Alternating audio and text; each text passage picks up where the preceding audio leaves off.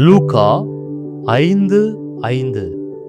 சீமோன் மறுமொழியாக, ஐயா, உமது சொற்படியே வலைகளை போடுகிறேன் என்றார்.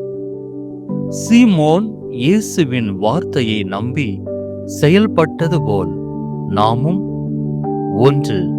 நாம் கேட்கின்ற மற்றும் வாசிக்கின்ற இறை வார்த்தையை நம்புவோம்.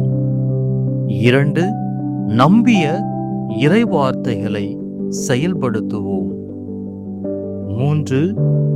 இறை வார்த்தை செயல் வடிவம் பெறுவதில்தான் அருளும் ஆசீரும் நிரம்பி வழிகின்றது என்பதை ஏற்றுக்கொள்வோம்.